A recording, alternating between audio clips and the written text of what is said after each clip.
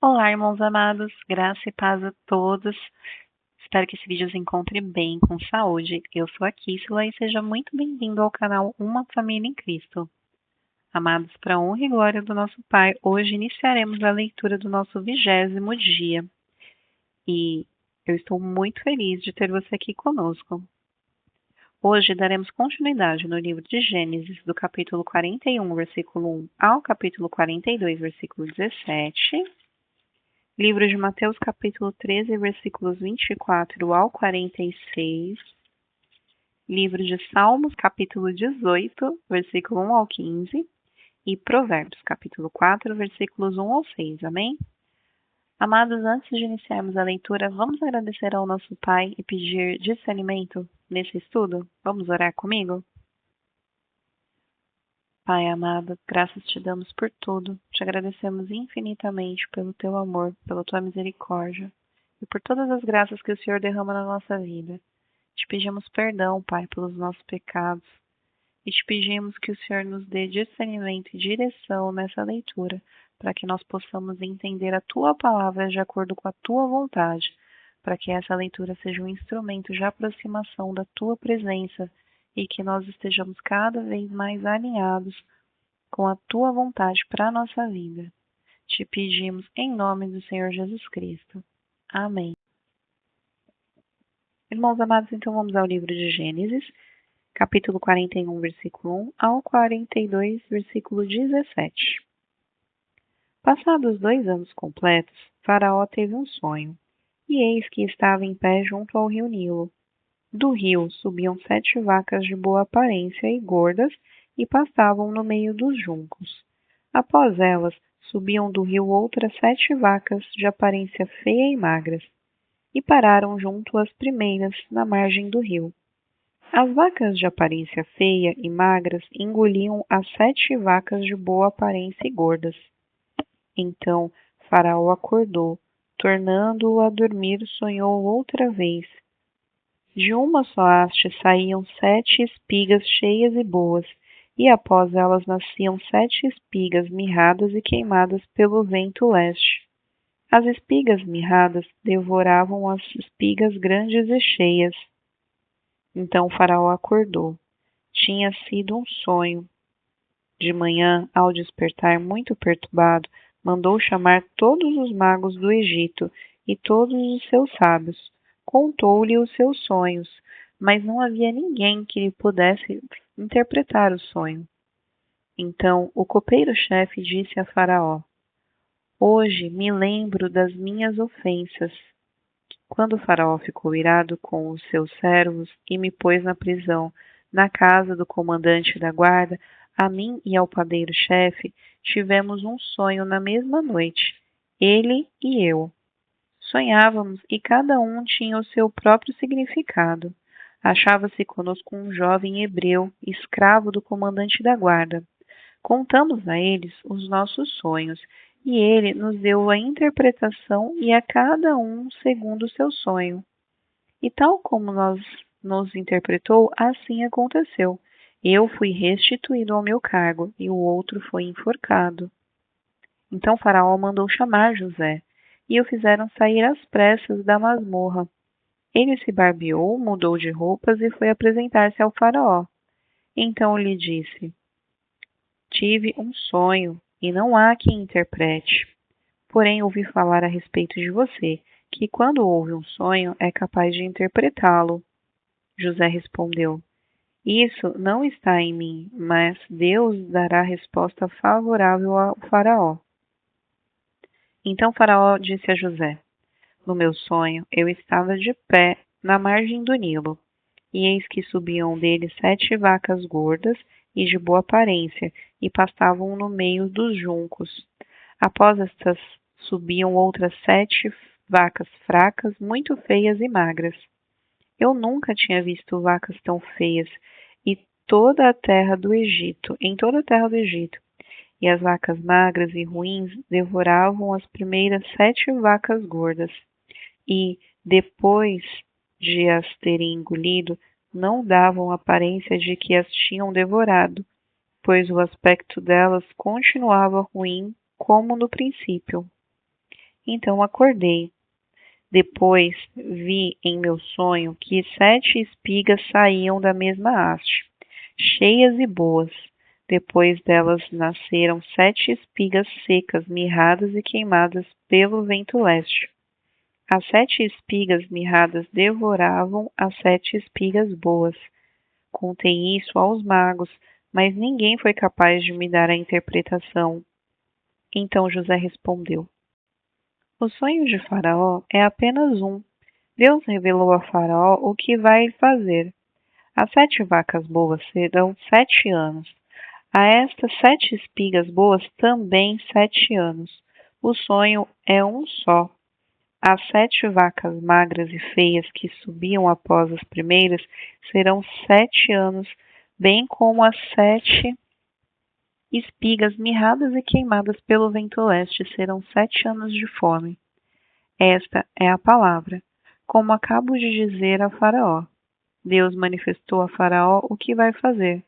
Eis que vem 7 anos de grande abundância por toda a terra do Egito. Depois virão 7 anos de fome. Toda aquela abundância será esquecida na terra do Egito, e a fome consumirá a terra. E não será lembrada a abundância na terra, por causa da fome que seguirá, porque será gravíssima.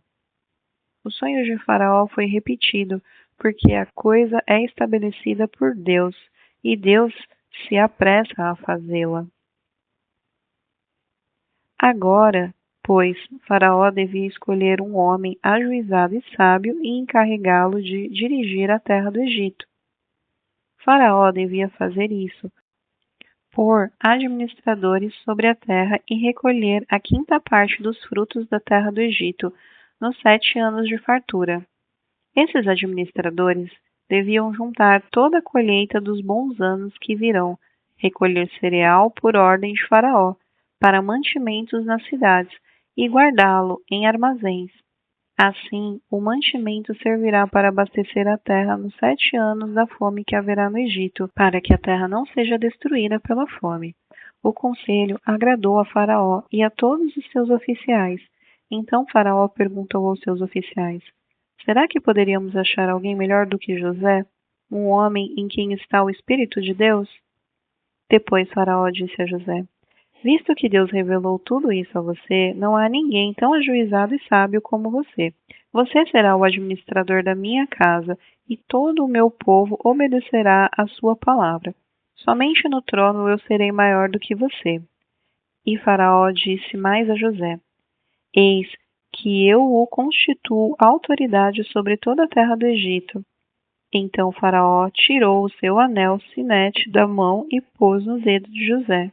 Mandou que o vestissem com roupas de linho fino e lhe pôs no pescoço um colar de ouro.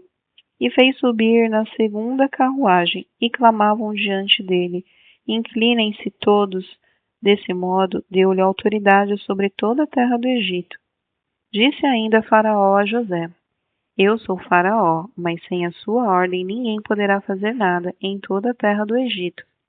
E Faraó chamou José de Zafenate-Paneia e lhe deu por mulher Asenate, filha de Potífera, sacerdote de E José percorreu toda a terra do Egito. José tinha 30 anos de idade quando se apresentou a Faraó, rei do Egito, e andou por toda a terra do Egito. Nos 7 anos de fartura, a terra produziu com abundância. E José ajuntou todo o mantimento que houve na terra do Egito durante os 7 anos, e guardou nas cidades. O mantimento do campo ao redor de cada cidade foi guardado na mesma cidade. Assim José ajuntou muitíssimo cereal, como a areia do mar, até perder a conta, porque ia além das medidas.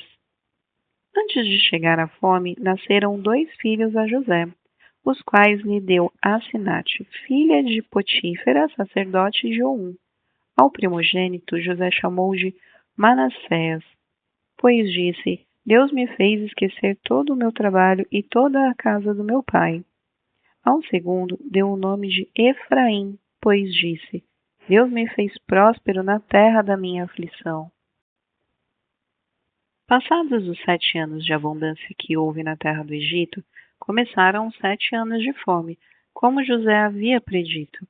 E havia fome em todas as terras, mas em toda a terra do Egito havia pão. Quando toda a terra do Egito começou a sentir a fome, o povo clamou a Faraó por pão, e Faraó dizia a todos os egípcios: Vão falar com José, e façam o que ele disser.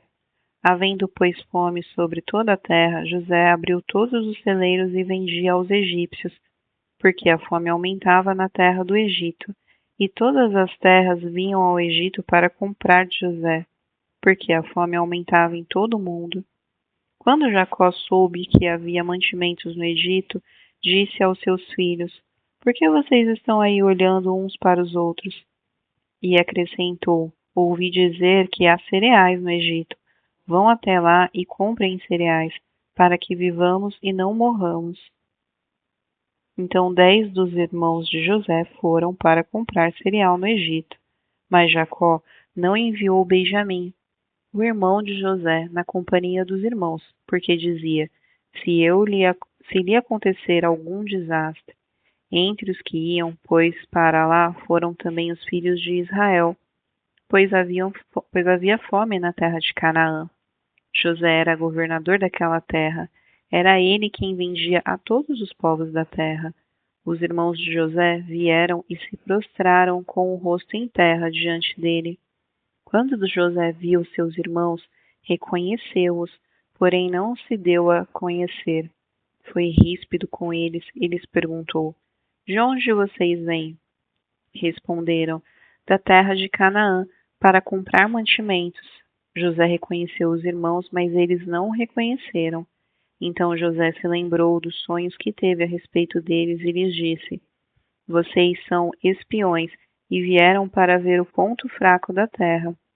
Eles responderam: Não, meu senhor, estes seus servos vieram só para comprar mantimentos. Somos todos filhos de um mesmo homem, somos homens honestos. Estes seus servos não são espiões. Ele, porém, lhes respondeu: Nada disso. Pelo contrário, vocês vieram para ver os pontos fracos da terra. Eles disseram: Nós, seus servos, somos 12 irmãos, filhos de um homem na terra de Canaã. O mais novo está hoje com o nosso pai, outro já não existe. Então José lhes disse: É como já falei, vocês são espiões. Nisto vocês serão provados. Juro pela vida de Faraó que vocês não sairão daqui sem que primeiro venha o irmão mais novo de vocês. Enviem um de vocês que busquem o seu irmão. Vocês ficarão detidos para que sejam provadas as palavras de vocês, se há verdade no que dizem, ou se não, juro pela vida de Faraó que vocês são espiões, e deixo todos presos por 3 dias. Livro de Mateus, capítulo 13, versículos 24 ao 46.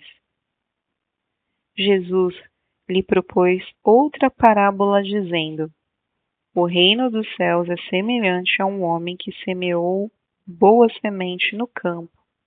Mas, enquanto todos estavam dormindo, veio o inimigo dele, semeou o joio no meio do trigo e foi embora.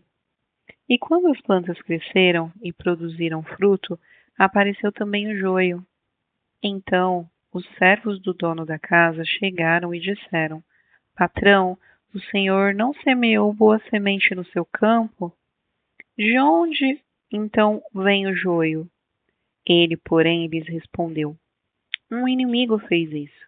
Mas os servos lhe perguntaram: O senhor quer que a gente vá e arranque o joio? O dono da casa respondeu: Não, porque ao separar o joio, vocês poderão arrancar também com ele o trigo. Deixem que cresçam juntos até a colheita. E, no tempo da colheita, direi aos ceifeiros: ajuntem primeiro o joio e amarrem-no em feixes para ser queimados, mas recolham o trigo do meu celeiro. Jesus lhe propôs outra parábola, dizendo: O reino dos céus é semelhante a um grão de mostarda, que um homem pegou e plantou no seu campo. Esse grão é, na verdade, a menor de todas as sementes, mas, quando cresceu, é maior do que as hortaliças e chega a ser uma árvore, de modo que as aves do céu vêm se alinhar nos seus ramos. Jesus lhes contou ainda outra parábola. O reino dos céus é semelhante ao fermento que uma mulher pegou e misturou em 3 medidas de farinha, até ficar tudo levedado. Jesus disse todas essas coisas às multidões por parábolas, e sem parábolas nada lhes dizia. Isso aconteceu para se cumprir o que foi dito por meio do profeta. Abrirei a minha boca em parábolas, publicarei coisas ocultas desde a criação do mundo. Então, despedindo-se às multidões, Jesus foi para casa, e aproximando-se dele, os seus discípulos disseram: Explique-nos a parábola do joio do campo. E Jesus respondeu: O que semeia a boa semente é o filho do homem. O campo é o mundo, a boa semente são os filhos do reino. O joio são os filhos do maligno. O inimigo que o semeou é o diabo. A colheita é o fim dos tempos, e os ceifeiros são os anjos. Pois, assim como o joio é colhido e jogado no fogo, assim será no final dos tempos. O Filho do Homem mandará os seus anjos, que ajuntarão o seu reino todos que servem de pedra de tropeço, e os que praticam o mal, e os lançarão na fornalha acesa. Ali haverá choro e ranger de dentes. Então os justos resplandecerão como o sol no reino do seu Pai. Quem tem ouvidos para ouvir, ouça. O reino dos céus é semelhante a um tesouro escondido no campo, que um homem achou e escondeu. Então, transbordante de alegria, vai, vende tudo o que tem e compra aquele campo. O reino dos céus é também semelhante a um homem que negocia e procura boas pérolas. Quando encontrou uma pérola de grande valor, ele foi, vendeu tudo o que tinha e comprou a pérola. Livro de Salmos, capítulo 18, versículos 1 ao 15. Ao Senhor de canto, salmo de Davi, servo do Senhor, o qual dirigiu ao Senhor as palavras deste cântico, no dia em que o Senhor o livrou de todos os seus inimigos e das mãos de Saul.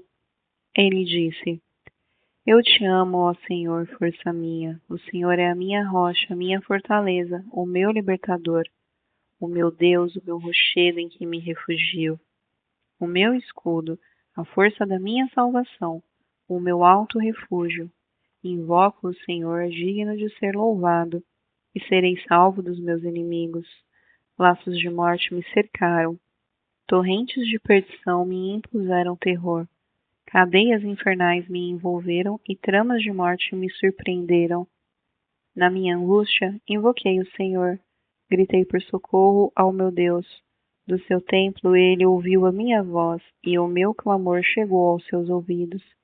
Então a terra se abalou e tremeu, vacilaram também os fundamentos dos montes, e se abalaram porque Deus estava irado. Das suas narinas subiram fumaça e fogo devorador saiu de sua boca. Dele saíram brasas ardentes. Ele baixou os céus e desceu. E teve sob os pés densa escuridão. Cavalgava um querubim e voou. Foi levado sobre as asas do vento. Das trevas fez um manto em que se ocultou. Escuridão de águas e espessas nuvens dos céus eram o seu abrigo. Do resplandor que diante dele havia, as densas nuvens se desfizeram em granizo e brasas de fogo. O Senhor trovejou nos céus, o Altíssimo levantou a sua voz, e houve granizo e brasas de fogo. Atirou as suas flechas e espalhou os meus inimigos. Multiplicou os seus raios e os dispersou. Então se viu o leito das águas, e se descobriram os fundamentos do mundo. Pela tua repreensão, Senhor, pelo sopro impetuoso das tuas narinas. Livro de Provérbios, capítulo 4, versículos 1 ao 6. Filhos, escutem a instrução do pai. Estejam atentos para que obtenham o entendimento, porque eu lhes dou boa instrução. Não abandonem o meu ensino. Quando eu era menino, em companhia de meu pai, uma criança inexperiente, mas única aos olhos de minha mãe, ele me ensinava e me dizia: que o seu coração retém as minhas palavras, guarde os meus mandamentos, e você viverá. Adquira a sabedoria, adquira o entendimento. Não se esqueça nem se afaste das minhas palavras. Não abandone a sabedoria, e ela guardará você. Ame-a, e ela o protegerá. Irmãos amados, então este foi o 20º dia da nossa leitura bíblica anual. É um prazer ler para vocês as Escrituras e eu estou muito feliz de ter você aqui conosco. Amanhã daremos continuidade às leituras do livro de Gênesis, Mateus, Salmos e Apocalipse. Nós nos vemos na próxima leitura. Um beijo e que Deus os abençoe.